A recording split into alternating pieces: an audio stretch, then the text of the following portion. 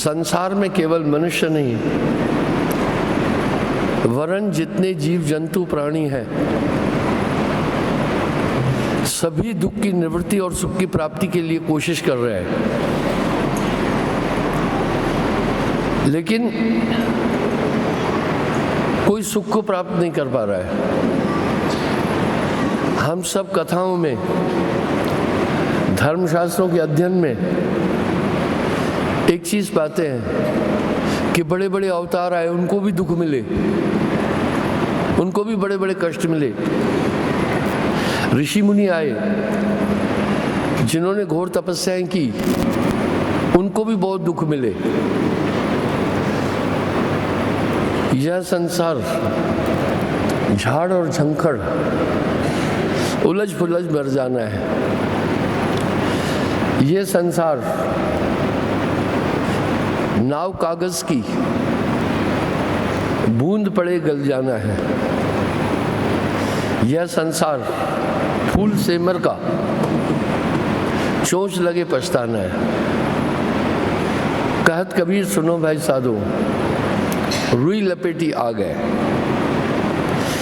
भागीरथी प्रयास करने के बाद भी अगर इंसान को कुछ प्राप्त होता है तो सुख मिश्रित दुखाभास, उस सुख में आनंद नहीं। तो आइए देखते हैं दुखों का कारण क्या है। भागीरथी प्रयास करने के बाद भी दुनिया में सुख नहीं मिल रहा है, दुख ही दुख है।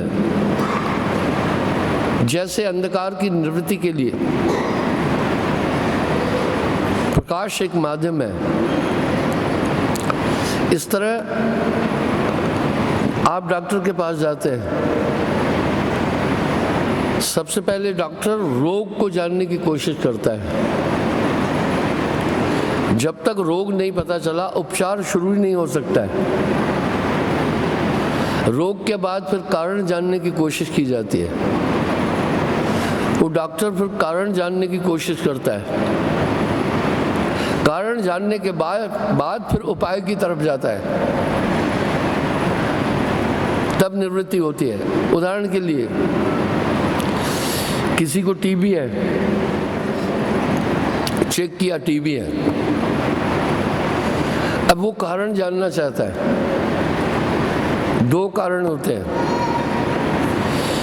एक तो जेनेटिक कारण है कि अगर 7 पीढ़ी में भी किसी को टीबी हुई है, या हार्ट की प्रॉब्लम है, या दौरे की प्रॉब्लम है, या अन्य बीमारी है, वो 7 पीढ़ी तक चलती है। अगर चेयरमैन साहब को हार्ट की प्रॉब्लम है तो इसका असर बच्चों पर आएगा, क्योंकि बच्चों का जिस्म इनके ब्लड से बना है।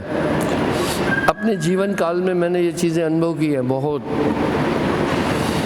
एक हमारे रिश्ते में थे, उनको हार्ट की प्रॉब्लम थी।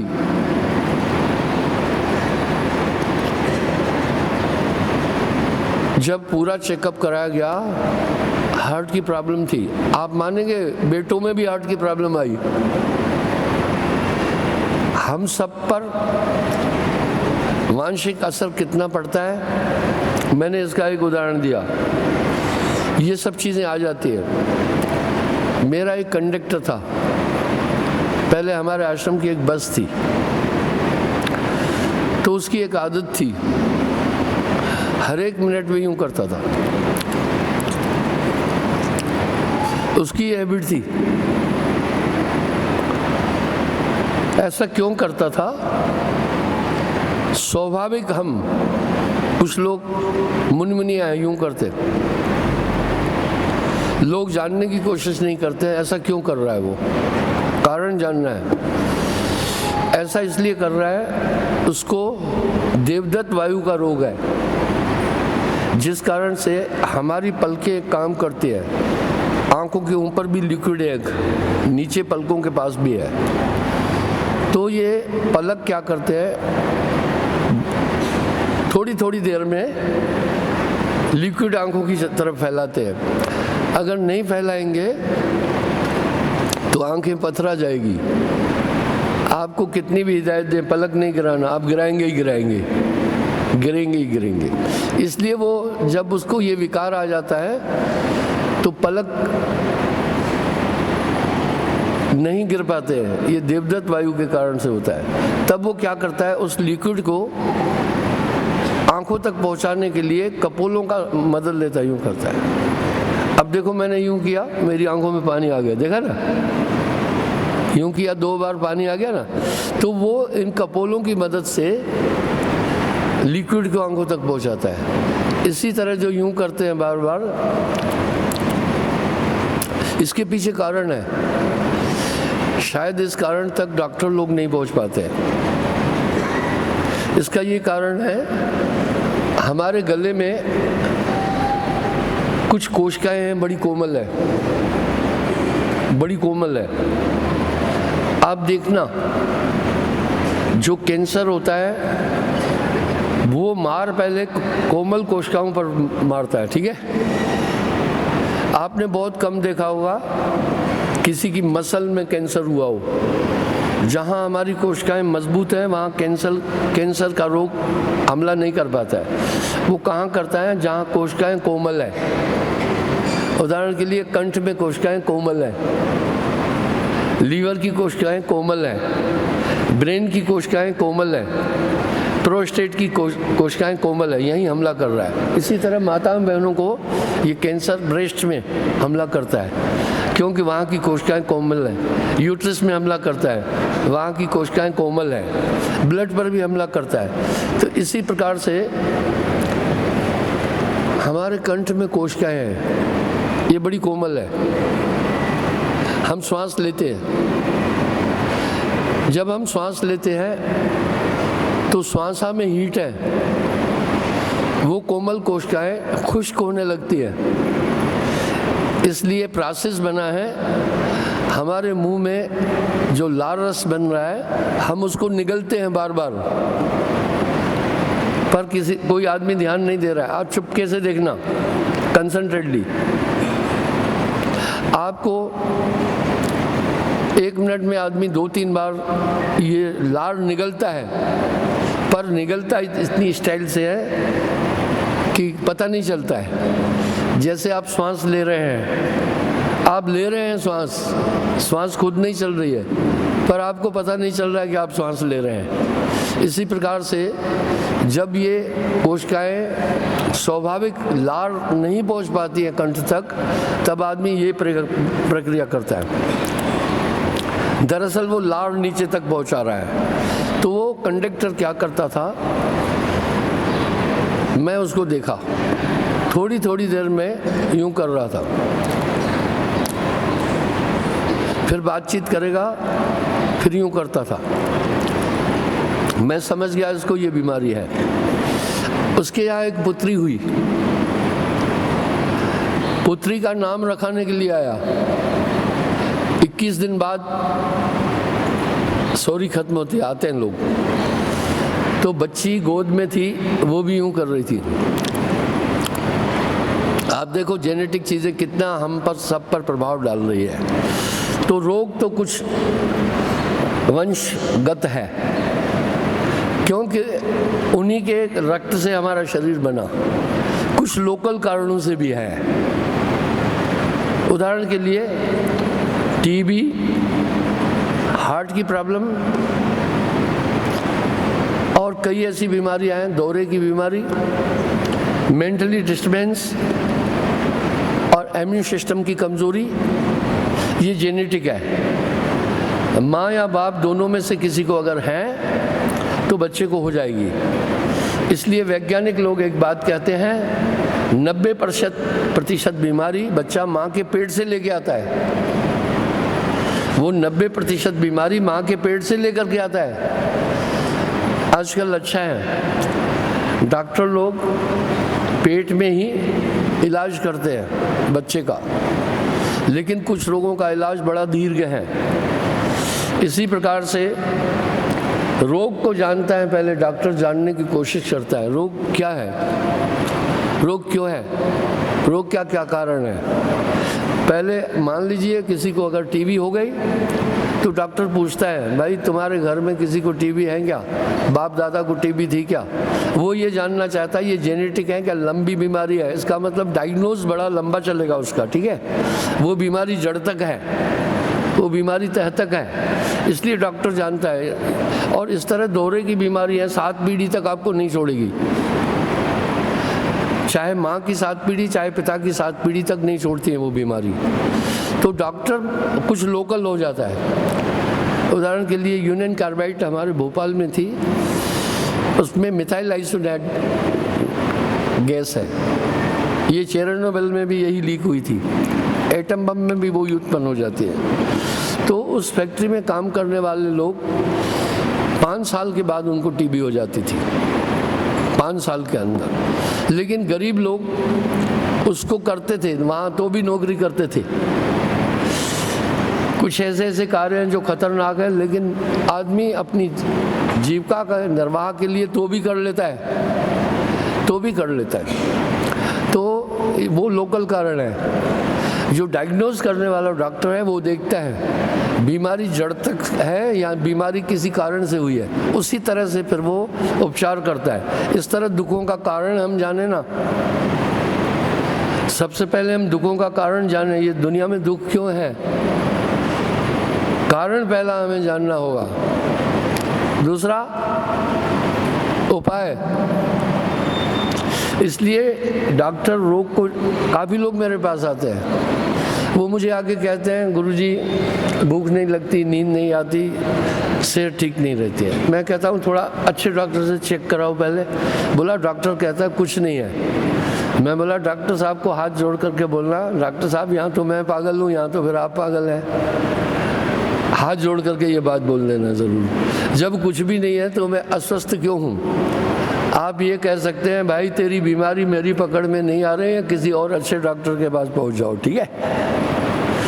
इसी प्रकार से हम देखते हैं दुखों को, दुख क्या है, दुख क्यों है, दुख का कारण क्या है, फिर देखते हैं दुखों की निवृत्ति कैसे हो सकती है, उसका उपाय क्या है। आइए, देह धरे का दंड है, भुगतते हैं सबको। पहली बात तय है, शरीरधारी कभी भी सुखी नहीं हो सकता, कभी भी सुखी नहीं हो सकता।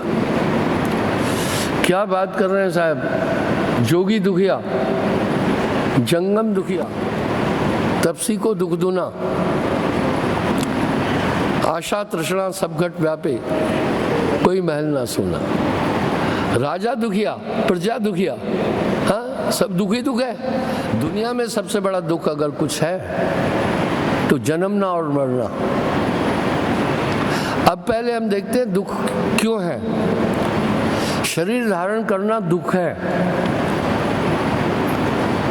इसलिए मोक्ष की आवश्यकता पड़ी। शरीर धारण करना दुख है। शरीर धारण करने के साथ 5 तत्व 25 प्रकृति इसके साथ जुड़ जाती है।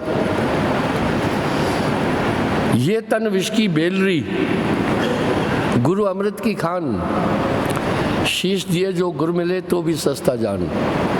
इसका मतलब है शरीर धारण करना ही दुख है। आइए हम दुखों को देखें। अब वहां से निकलना है ना। सबसे पहले छित जल पावक गगन समीरा, पंच तत्व को अधम शरीरा। कोई कह नहीं सकता है कि मुझे कोई रोग नहीं है, कोई नहीं कह सकता है। हर आदमी अपना अच्छा डॉक्टर है। हर आदमी को पता है क्या खाने से मुझे तकलीफ होती है, क्या नहीं खाने से तकलीफ होती है, कोशिकाएं बताती है। मैं आपको एक छोटा उदाहरण देता हूँ। सुकृत कीवी का बड़ा शौकीन था। बेसिक कीवी एक मल्टी फ्रूट है, बड़ा एनर्जेटिक है। आप नेट पर भी देखना, कीवी के विषय में बहुत लिखा है।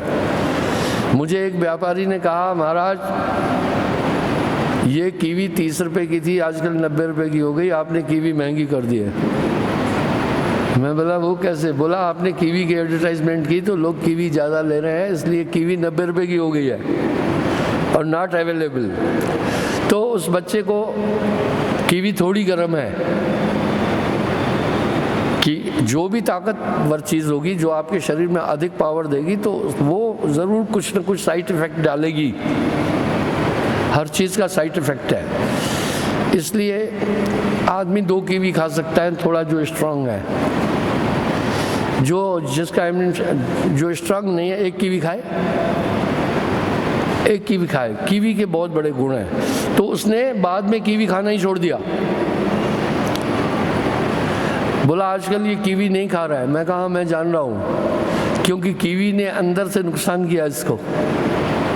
आप कभी भी देखना, जब ओवर चीज़ कोई लेते, ज़्यादा मिठाई खा लेना तो कहते मुंह भर गया, मुंह टूट गया मिठाई से। मिठाई देख कर ही स्नायु मंडल कह रहा है मेरे पास मिठाई नहीं लाना। इस तरह वो नहीं खा रहा था कीवी। मैं अगर भोजन के टाइम मेरी टेबल के पास आ जाता है, उसको मैंने कहा हाथ नहीं लगाना, नहीं लगाता है हाथ, इशारे से करता है एप्पल दे दो। फिर कभी वो खुरमा नहीं मांगता है, कभी कुछ कीवी नहीं मांग रहा है वो अभी कीवी नहीं मांग रहा है, स्नायु मंडल बताता है। इस प्रकार से आपने शरीर धारण किया है, इसमें छित जल पावक गगन समीरा 5 तत्व आपस में झगड़ा करते हैं। संतों घर में झगड़ा भारी, आपस में झगड़ा करते हैं। ये तन विष की बेलरी, इसलिए कोई किसी पर ओवर हो जाता है। मान लीजिए अग्नि तत्व ने झगड़ा किया, जल तत्व को दबा दिया तो आपको बुखार हो जाता है। शरीर की बनावट ही ऐसी है आदमी को हैरान करने के लिए। जो कैद खाना है, वो कैद खाना ऐसा बना है, वहाँ सुख सुविधाएं नहीं है, वो दंड देने के लिए है। एक कैदी से मैंने एक बात पूछी, मैंने कहा भाई तुम जेल में रह के आए, थोड़ा जेल का हाल सुनाओ। उसने कहा गुरुजी जेल का हाल नहीं पूछो तो ठीक है। मैं कहा जानकारी लेना चाहता हूँ। मैं जानकारी जेल में जाकर नहीं लेना चाहता, ये बेवकूफ़ी है। कुछ चीज़ें अनुभव करना है। कुछ कह रहे हैं जेल में मैं जाकर देखना चाहता हूँ, वो जेल में पहुँच जाते हैं फिर, ठीक है ना। तो अब ऐसा है, फांसी लगाकर आदमी मर गया, उसको देखकर नहीं आइडिया हुआ कि ये मर गया। यहाँ प्रैक्टिकल करके देखे हम, यही प्रैक्टिकल है। इसको लटके हुए मरते देखा, यही प्रैक्टिकल है। तो उसने बोला महाराज हाल नहीं पूछो। मैं कहा तुम 5-6 महीने जेल में थे, हालांकि उसका कसूर नहीं था, कत्ल में चला गया था। उसने कहा गुरुजी जो रोटी होती है अगर यूं पकड़ेंगे आधी नीचे आधी ऊपर हाथ में रह जाएगी, सब मिला करके। और वहाँ बेइज्जत से बात होती है, लात मुँह के तमाचे से और गाली से बात होती है। धूप क्या है, सर्दी क्या है, गर्मी क्या है, उसमें सब काम होता है। बस वो वहाँ जो जीवन शैली है जानवरों जैसी है। अगर कुछ ऐतराज़ करो तो 50 गाली देते हैं माँ बहन की। कहते तू कोई यहाँ नवाब का बच्चा आया, अपराध करके आया तू, तेरे को यहाँ पर हमने कोई नवाब की तरह रखना है। सब मिलाकर उसने बोला तौबा ही तौबा है जेल में। वाह। इसी तरह ये संसार कैद खाना है, यहाँ सब देह धरे का दंड है, भुगतत है सब। कोई ज्ञानी भुगते ज्ञान से और मूर्ख भुगतत रोए। दुख ही दुख है साहब कह रहे। इस तरह से फिर क्या होता है, पूरा साजो सामान ही कष्ट में है। मैं पूरे विश्व में घूमता हूँ, क्या बात है। वहाँ आदमी के स्वास्थ्य के लिए बड़ी जानकारी रखते हैं, तभी भी बीमारियाँ हैं। यहाँ तो कोई भी दूधिया दूध लेकर आ गया, नहीं, दूधिया पहले दूध चेक कराएगा। अगर दूध उनकी कसौटी पर खरा उतरा तब बेच सकता है, नहीं तो उसको जेल दे देंगे। यहाँ तो सब चलता है, वहाँ कोई बासी चीज़ नहीं बेच सकता है, ओवरडेट चीज़ नहीं बेच सकता है। पब्लिक भी बड़ी जागरूक है। यहाँ तो खराब चीज़ें वो भी आदमी बेच देता है और लोग ले लेते हैं, गरीब बेचारे।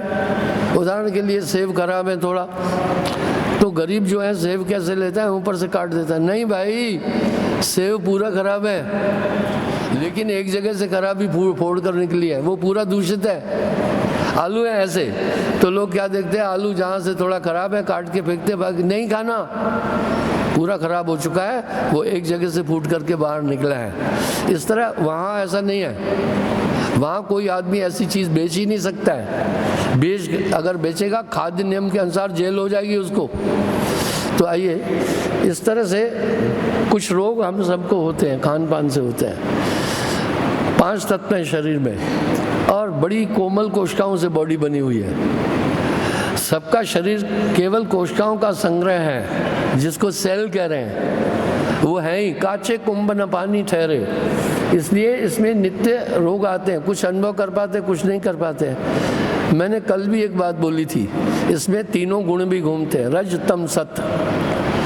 जब तमोगुण आ जाएगा आपके मस्तिष्क के पास में वो रहते हैं, तब आपकी नेगेटिविटी की विचारधारा आ जाएगी।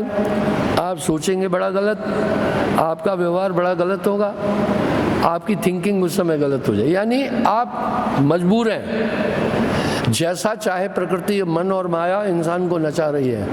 ये देह धरे का दंड है, ये दंड है। यही मैंने ईसा मसीह जी का उदाहरण दिया कि हम अपने पापों के कारण से। अब सवाल उठा कि हमारी आत्मा का इस विभाग से क्या संबंध है? कुछ नहीं है। यानी सबसे बड़ा दुख है देह को धारण करना। कुछ बेवकूफ क्या करते हैं, सांसारिक दुखों से परेशान होकर सुसाइड करते हैं। वो तो और अपने को गर्क में डाल दिए, क्योंकि मरने के बाद उन्हीं थिंकिंग में वो घूमते रहेंगे हमेशा। हल ये नहीं है।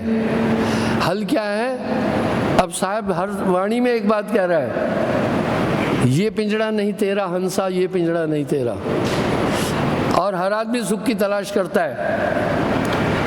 जैसे मरुस्थल में दूर क्षैतिज पर जमीन आसमान मिलते दिखते हैं, जहाँ पेड़ पौधे नहीं होते मरुस्थल में, तो वहाँ लगता है कि समुद्र है। इसको मृग मरीचिका कहते हैं। और मृगा बेचारे उसको पानी, क्योंकि मृगा लोगों को भी पानी चाहिए। राजस्थान में एक बड़ी अच्छी बात है, शाकाहारी बहुत है वहाँ, हिरन घूमते रहते हैं, कोई नहीं मारता है। तो वो पानी की तलाश में दौड़ते जाते हैं। जैसे जैसे वो दौड़ते जाते हैं प्यास बढ़ जाती है और वो मृग मरीचिका दूर होती जाती है। इसी तरह इंसान जो सुखों को ढूंढ रहा है, सुख है ही नहीं, इसमें नहीं सुख मिलेगा। तो कहाँ सुख है? क्या 4 तरह की मुक्तियों में सुख है? साहब ने नकार दिया, वहाँ भी नहीं है सुख। मैंने मृदगल ऋषि का प्रमाण कई बार दिया, स्वर्ग आदि लोकों में भी सुख नहीं है, देवलोक में भी नहीं है। देवासुर संग्राम में देखा, देवत्व अमर है, फिर भी देवताओं को पराजित कर दिया था असुरों ने। कौन सा सुख मिला? सुख है ही नहीं। साहब क्या कह रहे हैं? 4 तरह की मुक्तियां भी बंधन कारक हैं, पर चल हंसा सतलोक छोड़ ये संसारा, वहां पर पुनर्जन्म न विद्यते, क्योंकि फिर पुनर्जन्म मिलता है। जेल में लोगों को पैरोल पर लीव मिलती है, लेकिन जब पैरोल पर भी छुट्टी मिलती है वो निगाह में होता है, थाने में रिपोर्ट करनी पड़ती है, थाने में हाजिरी देनी पड़ती है।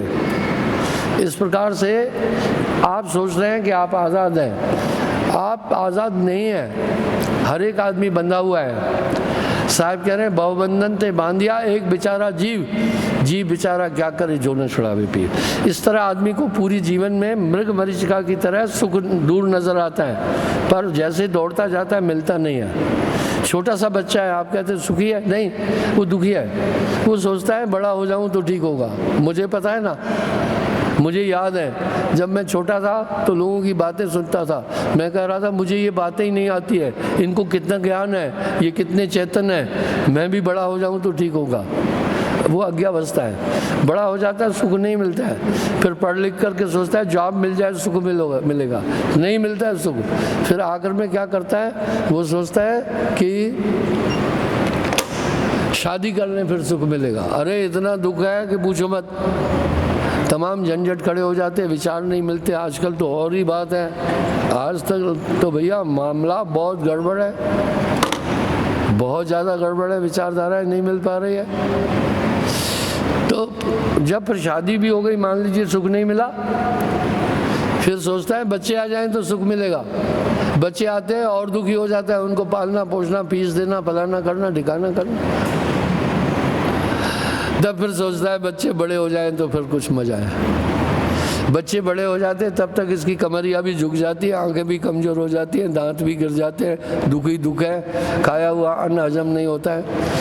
आखिर में जब बहुत दुखी होता है कहता है भगवान बस तू ही तू है, तब नहीं होगा, तब नहीं सुन रहा है वो। साहब क्या कह रहे हैं? सुख में सुमरण करता नहीं, दुख में करता याद, कहे कबीर ता दास की कौन सुने फरियाद। इस तरह से जन्म तेरा बातन बीत गयो, इंसान ये जानते हुए कि इस जीवन के बाद आगे भी जीवन है, उसके लिए चेतन नहीं है। कल भी एक पत्रकार ने मुझसे पूछा फिर इंसान क्या करें, आजकल सभी थोड़ा उलझे हुए हैं। मैं कहा हाँ, हम थोड़ा सा पीछे चलते हैं, 50 साल सिर्फ, ज़्यादा नहीं। 50 साल पीछे भी जब देखते हैं तो सन्यासियों के बड़ी आश्रम थे, सन्यासी थे, साधु लोग थे, बड़े अच्छे थे, समाज को प्रेरणा दे रहे थे। अभी धीरे धीरे भक्ति क्षेत्र व्यावसायिक हो गया, इसमें ताम झाम, डांसिंग, डेकोरेशन ये ज़्यादा आ गया। इसलिए समाज जितना इंसान आज दुखी है, कभी भी दुखी नहीं है। आइए, सुख कहाँ है फिर? आपको सुख कहीं ढूंढना नहीं, आत्मा है ही आनंदमय, आत्मा है ही आनंदमय। वाह, इस आत्मा की व्याख्या भी दी है, आनंदमय। आपको सुख आहूत नहीं करना है, बस आप इससे हट जाएं। जैसे किसी को खुजली है तो दुख है, भाई दुख खुजली के कारण है, खुजली खत्म हो जाए दुख खत्म है। इसी प्रकार से जब ये आत्मनिष्ठ हो जाएगा तो वहाँ दुख नहीं है, वो अजीब संसार है। साहब सतलोक के लिए कह रहे हैं, क्या कह रहे हैं? मुक्ति भेद में कहो विचारी, जाको नहीं जाने संसारी। एक नई चीज साहब ने आकर समाज को दी, कह रहे हैं मैं मुक्ति का भेद बताता हूँ। बहु आनंद होत तह ठाऊं, कह रहे वहाँ बहुत आनंद है। संशय रहित अमर पर गाऊं, जहाँ मन नहीं है, बुद्धि नहीं है, प्रकृति नहीं है, माया नहीं है, जन्म नहीं है, मरण नहीं है, सदा आनंद होत है वागर, कभो न होत उदासा। कैसा देश है, अवधु बेगम देश हमारा। वेद कितेब पार नहीं पावत, कहन सुनन से न्यारा। तहमा रोग सोग नहीं होई, क्रीड़ा विनोद करे सब कोई, बीमारियां नहीं है। चंद्र न सूर्य दिवस नहीं राती, वर्ण भेद नहीं जात अजाती। यक रूप सभी है न खुदाबंद न बंदा, उस मंजिले नजदीक नहीं काल का फंदा। यहाँ राग द्वेष है। मैं लोगों को कहता हूँ साहब के दोहों में बड़ा वजन है। साहब शब्द में कह रहे हैं, कबरा खड़ा बाजार में, सबकी मांगे खैर, ना काहू से दोस्ती ना काहू से बैर। दोस्ती के पेड़ के नीचे ही दुश्मनी के सूल उगते हैं। इसलिए साहब की वाणी में कितना वजन है। चेयरमैन का कोई दुश्मन नहीं। अगर उन्होंने अरविंद को दोस्त बनाया तो थोक में उसको दुश्मन मिल गए। जो भी अरविंद के दुश्मन है, इनको अपना दुश्मन मान लेंगे। साहब की वाणी में बहुत वजन है। कबरा खड़ा बाजार में, सबकी मांगे खैर, ना काहू से दोस्ती ना काहू से बैर। और सबसे बड़ा घात कौन करेगा आपको? आपका नज़दीकी करेगा। वो आपकी वीकनेस जानता है, आपकी कमजोरियां जानता है, आपकी सब चीज़ जानता है। सबसे बड़ा घात भी वही करेगा। वाह, क्या बात है साहब की वाणी में। कबरा खड़ा बाजार में, सबकी मांगे खैर, ना काहू से दोस्ती ना काहू से बैर। ना काहू से दोस्ती ना, वहाँ क्या है? अब दोस्ती कैसे भाई? अरविंद ने दोस्ती की चेयरमैन से, काफी लोग हैं बाकी।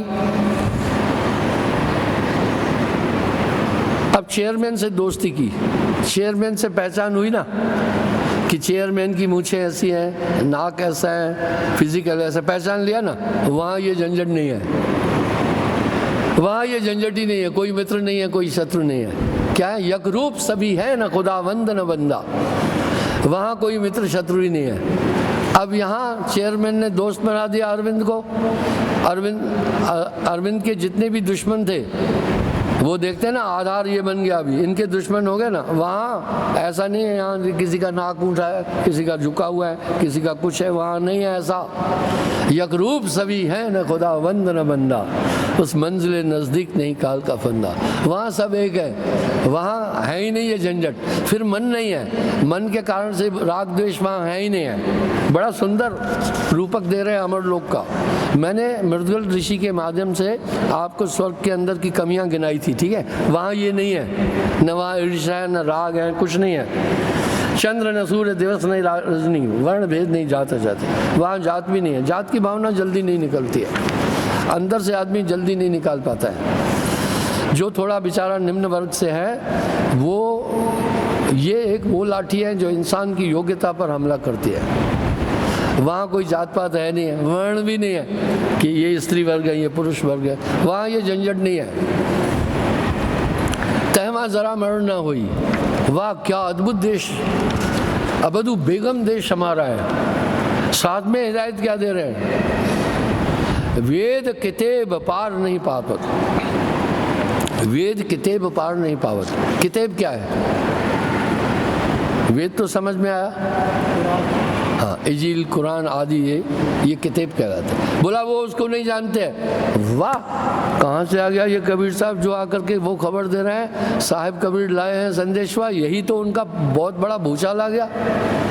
उन्होंने सभी बाकी उपासना पद्धतियों को निचले स्तर का बोल दिया, तभी संतों को बहुत यंत्रणाएं दी, क्योंकि लोगों ने भक्ति का प्रयोग वैसायिक दृष्टि से बना दिया था। काया सुंदरताएं प्रमाणा, अमृत भोजन करत आहार। अमृत कहाँ, आपको पता है?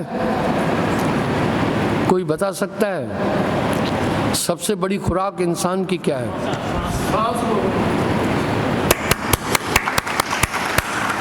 पंडित जी ने क्या सटीक जवाब दिया। श्वासा कैसे?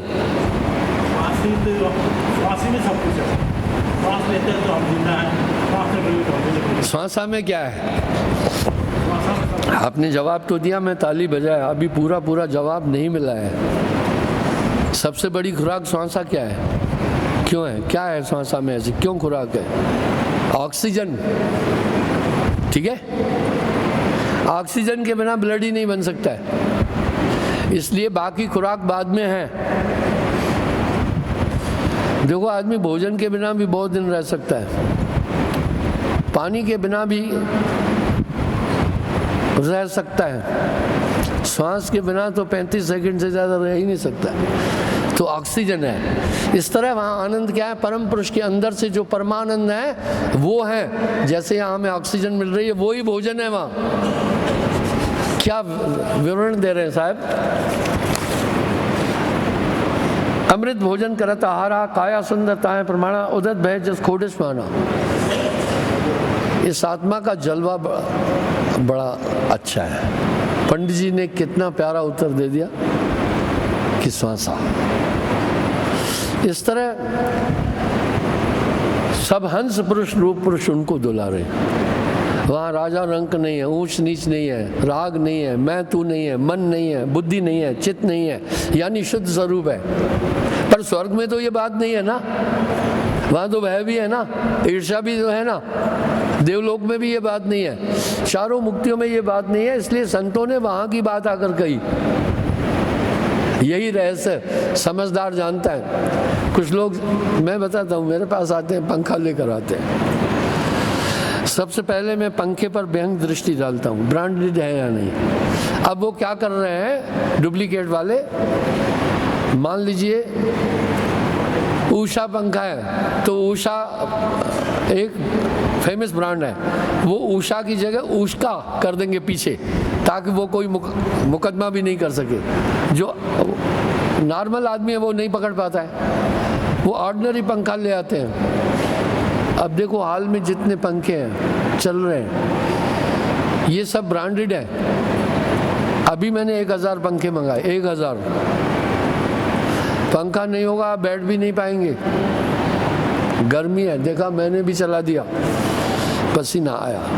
वो क्या करता है पंखा, 10-15 दिन बाद यूं करता है, ची ची ची ची ची ची ची ची, तो पूरा कंसंट्रेशन आदमी का उधर चला जाता है। मैं कहता हूँ माई कितने का लाई हो? बोला गुरुजी 1800 का था, इसने मैं 1300 में दे दिया। वो 13 रुपए का भी नहीं है, डुप्लीकेट है पूरा, उसकी बियरिंग नकली है। मैं कोई एडवर्टाइजमेंट नहीं कर रहा हूँ, अपने अनुभव बताता हूँ। अभी तक मेरे जहन में क्रॉम्पटन से अच्छा पंखा नहीं आया। 1988 में मैंने भोपाल में घर बनाया, आर्मी कैंटीन से 2 क्रॉम्पटन के पंखे लाया था, 3, आज भी घर में है, वैसे ही चलते हैं। क्या बात है, आप आजमा कर देखना। मैं बाकी को कुछ नहीं बोल रहा हूँ, न तो क्रॉम्पटन का मैं एम्बेसडर कोई प्रचारक हूँ, नहीं नहीं नहीं, मेरा कोई मतलब नहीं है, लेकिन जो मैंने अनुभूति की वो आपके साथ शेयर कर रहा हूँ। आज उसको 88, 22 और 22 44 साल हो गए, वैसा ही चल रहा है, कोई आवाज़ कोई साउंडिंग नहीं है। वो माई बेचारी बोली थी, उस ठग ने उसको ठग दिया। उषा का पंखा हो सकता है 1800 का था, उसने उस ब्रांड का थोड़ा नकली नाम इधर उधर करके पंखा दे दिया। माई को कहा ठीक है, और कभी किसी को नहीं कहना कि ये चीज़ आश्रम में चढ़ाना है, आपको ज़्यादा लूटेंगे, तब ज़्यादा लूटेंगे।